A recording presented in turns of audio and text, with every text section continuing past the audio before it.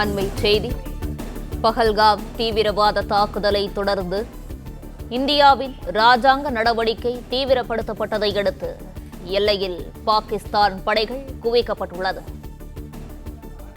அனைத்து நாட்டு தூதர்களையும் அழைத்து இந்தியா ஆலோசனை நடத்தி வரும் நிலையில் எல்லையில் பாகிஸ்தான் படைகள் குவிக்கப்பட்டுள்ளதாக தகவல் வெளியாகியுள்ளது. இது குறித்தான முழு விவரங்களை வழங்கவிருக்கிறார் நமது செய்தியாளர் ராஜகுமரன். ராஜகுமரன், விவரங்கள்.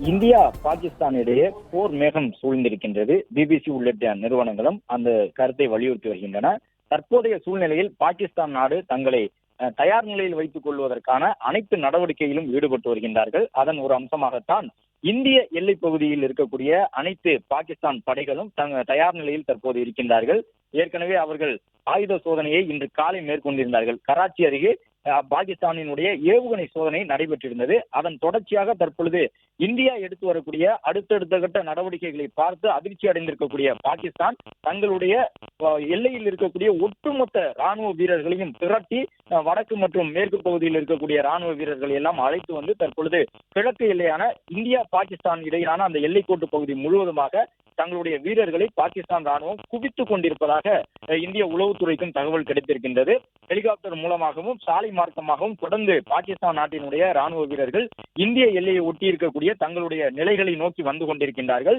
சீன எல்லை, ஆப்கானிஸ்தான் எல்லை உள்ளிட்ட பகுதிகளில் இருந்தாலும் அவர்கள் அனைவரும் தற்பொழுது இந்திய எல்லை பகுதியில் குவிக்கப்பட்டு வருகின்றனர்.